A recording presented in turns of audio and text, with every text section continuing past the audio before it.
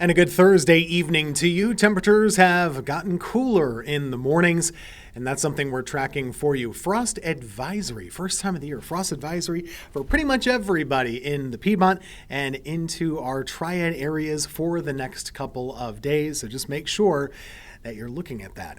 That's something we're following in the forecast. The frost is a talker. The drought continues to be a talker. We got new numbers released on that today.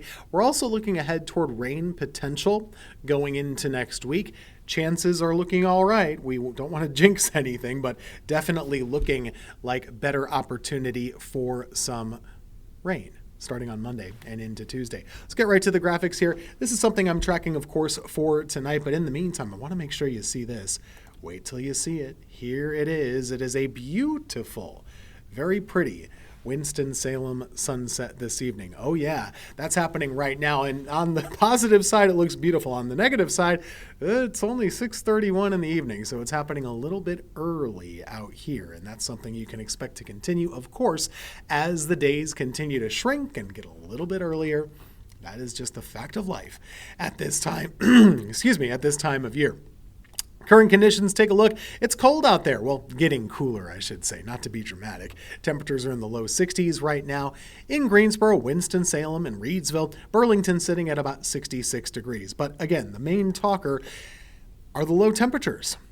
Overnight tonight and over the next couple of hours, we'll see things start to cool off slowly but surely. We'll be in the 50s through about 10 o'clock tonight, but once we get closer to midnight, down into the 40s, and early tomorrow morning, this is kind of what we're thinking for low temperatures.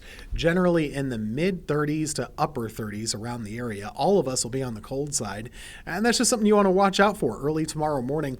It's possible that you could have to scrape the windshield a little bit. The best places for frost on these marginal mornings. And the whole reason that you can get frost in the first place when you have temperatures that are above freezing is because above the ground, you can actually get a little bit colder. The temperature can vary a little bit. So the ground temperature might be 32, but the air temperature might be 35, 36. So it just depends on what level we're talking about. But the grass tomorrow morning, the hood of your car, things like that, surfaces, they're all a little bit different temperature. And so there will be that variability, and some of us will have the icy coating and some of us won't. You don't need to worry about slip and falls or anything like that. It's not on the ground, but the grass, the roof, and everything else could have a little bit of that frosty coating for tomorrow. Think of the surfaces that tend to have dew. Those are the ones that could have a little bit of an icy coating. So some things that you can do to kind of help your plants. The plants are the main concern on nights like tonight. Summertime plants that you want to keep around, those type of things. Water them. Watering them during the day always helps a little bit. And you can cover them with fabric. Better than plastic. Fabric is a little bit breathable, and plants might like that a little bit better. It's just important to remember you'd like to take that fabric off pretty early tomorrow morning. You don't need to stress about it too much, but you don't want to leave it on for a while. So that's just something to keep in mind. After sunrise, make sure to go ahead and take that off. Throughout the day for tomorrow, we'll continue to see a lot of sunshine after that patchy frost, so we'll rocket up our temperatures into the 50s really, really quickly. So you don't need to stay bundled throughout the day. But tomorrow morning will be cold. Mid-60s for highs tomorrow with lots of sunshine, and it'll be chilly for Friday night football games. Something of note today, we got new drought numbers across the state. The drought is still a factor out there.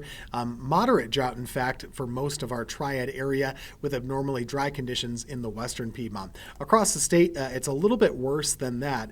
We have some areas of severe drought as well kind of creeping in. Places like eastern North Carolina have been dealing with this. That's that next level of tan and orange that you see on the screen.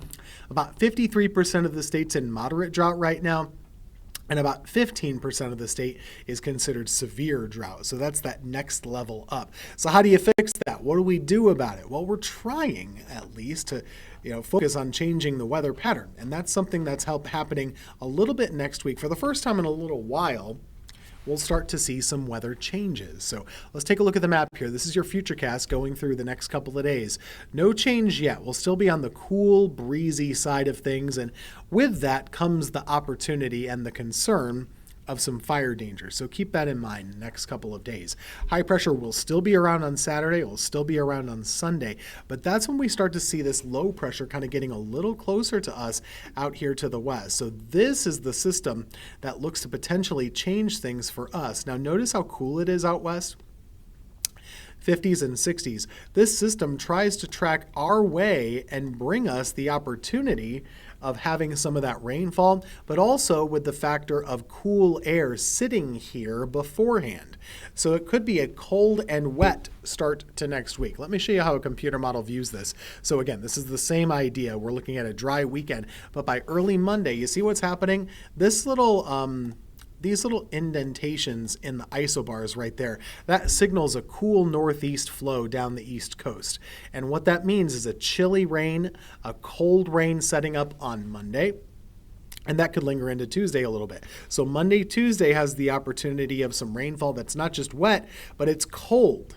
Temperatures would be in the 50s. And then it's possible another system could form coming up on Wednesday, lasting a little bit into Thursday. So keep all of that in mind, that as we head into next week, there's that potential for some decent rainfall. And it would start on Monday, lingering into Tuesday, and possibly another system by your Wednesday. So all of that is good news if we're able to get it, just something to keep in mind. Elsewhere in the tropics, we're watching a developing system. I know we've been saying this for several days. Melissa has actually had a really hard time getting its act together. Winds right now are still only at 45 miles per hour, and this is right there near Jamaica. If you have friends or family that you know that are in Jamaica or plan to be in Jamaica, you got to let them know to try and leave, because this is a really bad situation that could be developing for them. A Category 4 hurricane is forecast as early as this weekend and into early next week. If that comes to be, you don't want to be there. And even if it doesn't get quite that strong, the rainfall potential is just off the charts. So Jamaica, not a good place to be heading into this weekend and early next week. Here's the 7-day forecast. I have us dry with morning frost as a possibility through Sunday. After that, we're looking at clouds, rain, and cool temperatures going into Monday and Tuesday. And that rain potential could linger as long as Wednesday into Thursday. That's your triad forecast. We'll be back with a discussion on the Carolina weather coming up.